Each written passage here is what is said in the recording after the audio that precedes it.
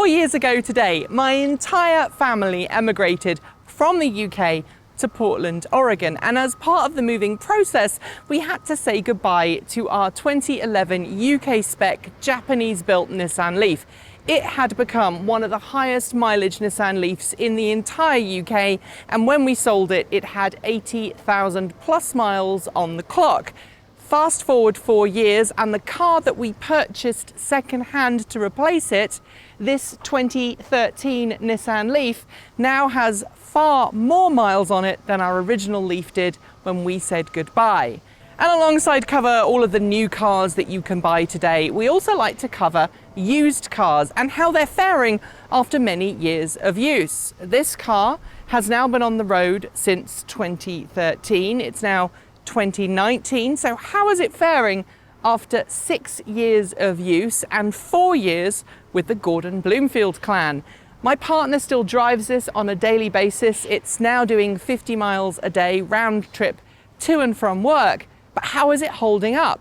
How is the battery capacity? How's the range loss? Is it still a practical daily driver? Let's find out. So I guess one of the things that you probably want to know is how the battery pack is faring after 86,979 miles. Yeah, I had to check. This is not my car. I've got the Leaf Spy app, which is a great thing if you are a Nissan Leaf owner and you want to know some extra information about your car's battery pack. We've done a video on it in the past on this channel, but I've got it here and I'm just reading up some stats here from the app. Now, according to this, the car has done 173 quick charging sessions and 4,647 level 1 and level 2 charging stations, which translates to just using a standard home charging station or the granny lead, or maybe a slow charger when you're out and about. We sometimes plug in at the airport and charge it there. Now, the amp hour status of the battery is 49.63 amp hours. The state of health is 75.89%, and the health itself, or the HX, is 63.8. So far, we have lost 2 of the capacity bars. Now, there are 12 segmented capacity bars on the Leaf's dash. We've lost 2 of them. While we obviously don't own our original Nissan Leaf anymore, I understand that this car is doing far better than our original Nissan Leaf was doing. I believe it's lost 4 or 5 capacity bars now. Last time I spoke to someone relating to that vehicle, it had got about 86,000 miles on the clock, and it had lost 4 capacity bars. So this is doing much better. It's got 2 capacity bars lost rather than 4. Now, this car was built in Smyrna, Tennessee in 2013, and it uses a slightly different battery cell chemistry to the original Japanese Nissan Leafs, but nevertheless, it's still doing great. In terms of daily range, when my wife gets in this on a daily basis, the car predicts that it can do anywhere between 50 and 70 miles of range per charge. But the Nissan Leaf's guessometer, that's the thing that tells you how far the car thinks it can go, changes quite frequently, and it changes based on your most recent driving experience. And the challenge for that is we currently live 800 feet up in the hills, not far from here. And the challenge with that is obviously you come back in the evening with an empty battery pack and you climb up those 800 feet. We are almost at sea level here, climb up to 800 feet, and that has a significant impact on the car's range. So when you get in it in the morning and it's fully charged and you're ready to go, it might only say it's got 50 or 60 miles of range remaining. But as soon as you get to the bottom of the hill, it set itself back up and it says anywhere between 60 and 70. So I would say a real world estimate, a real world achievable estimate for this car right now is between 55 and 65 miles of range. That's at freeway or motorway speeds. That's with the air conditioning on. You can do 70 miles still in it, but it really is a push. While we're on the topic of battery degradation, there's something really interesting that we've noticed. That is that the battery degradation in this car has slowed down. The rate of change of capacity loss has slowed down. So last year we did notice a dramatic drop in range. This year, not so much. And since early June, we've been driving this car 50 miles a day to and from work. So we now live 50 miles round trip from where the old Transport Evolved studio used to be, which also happens to be just down the road from where my wife's current office is. So she's doing 50 miles a day in it, and she's coming back with anywhere between 5 and 15 miles of predicted range remaining on the odometer. On a really bad day, if it's raining heavily, if the weather is cold, it's less. If it's a really hot day and she's had the air conditioning on, it tends to be less. But on an ideal day with ideal situations, she's coming back home with between 5 and 15 miles of predicted range. And remember, she's coming back to a house that is up at 800 feet, which is not too bad at all. Let's talk about the interior and how this car has fared since then. Now, this is the higher end variant of the Nissan LEAF. It does have the leather trim, it has the around view monitor system, and we use this car as a family car. It is put through hell and back. It's not a car that just takes you to work and back. It's used at the weekend. My wife is into woodworking, so she carries wood in it, she carries lumber in it, and very often, you know, she's got large pieces of wood in the car next to her. She also takes the dogs out. We've got a doggy hammock that we put in the back of both of our cars. In terms of the leather itself and the seats itself, there's not really too much in the way of wear and tear.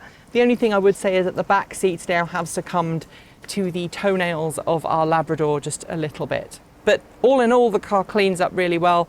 Nothing's fallen off and nothing has broken. So the car's got a butt ton of miles on it. I forgot to mention when we bought the car, it only had like 30,000 miles on it. It was an ex-lease vehicle. It had come originally from Seattle, so it had a really easy first couple of years, and then we bought it and we took it to hell and back. And I say we do drive long distance in it from time to time. Now we have the Chevrolet Bolt. We tend to take the Bolt instead of the LEAF, but on occasion this car has done several hundred miles in a day. It can rapid charge multiple times. If I'm out and about doing stuff, my wife takes it and she still does long distance trips in it. She's rapid charged 2 or 3 times recently in a day with this car, and it's just coped with it just fine. Let's talk about reliability. How has this car been? Well, we did have one instance not so long ago, beginning of the year, when we ran out of charge. My wife was making a long distance trip and she had forgotten to take the relevant charging things with her, and she decided to risk it, ran out of charge late at night. And it's, I think, the first time that we've ever had an instance where this car has completely run flat and we've not been able to just plug it in. I ran out of charge in this car on a winter's day once, but I ran out of charge just as the car was coming up to a charging station, so I was able to coast in. My wife completely ran out of charge and I had to rescue her. And interestingly, she put the hazard warning lights on because it was at night, and she also put the lights on. By the time I got to her, the battery was flat, which then meant that we had to have a jump start of the 12-volt battery to be able to put the car into neutral to get it on the back of a tow truck to get it back to the charging station. But as soon as we got to the charging station, it behaved itself, it perked right up, and it was fine. If you've watched this channel for any length of time, you'll also know that we replaced the 12-volt accessory battery about 2 years ago now. It is still going strong. We've not had any issues with that other than the aforementioned running flat because we ran out of charge in our main battery and then we left the lights and the indicators on. Other than that, servicing has been something we haven't really done a whole lot of. I think we've had 2 services since we've had this car, which is not necessarily to Nissan's recommendations, but the car has been performing just fine. No lights breaking, no issues with the wheels, with the steering or anything like that. We did upgrade the telematics system when Nissan stopped supporting the 2G telematics system that this car came with. We upgraded it to a 3G connection, and that connection is sometimes a little spotty. It's fine around town, but up on the hill sometimes we do find it doesn't connect, whereas our Chevrolet telematics system just connects every time just fine. We've had one modification to this car. That's the wireless inductive charging system we got as a review unit a while ago. The company behind that, I don't believe, are in business anymore, so it's still part of the car. We don't use it because we found it used a lot of extra energy to charge the car, and my wife didn't like the way that you had to park the car super accurately. She just wanted to pull in and plug in. She found that easier. The only other thing that I would say is that we are no longer running on our original tyres that came with this car. We're now running on Nokian N tyre 2.0s, which are like the summer tyre from Nokian that fit this car. They're very good, they're very efficient. I prefer them to the Michelin Energy Savers.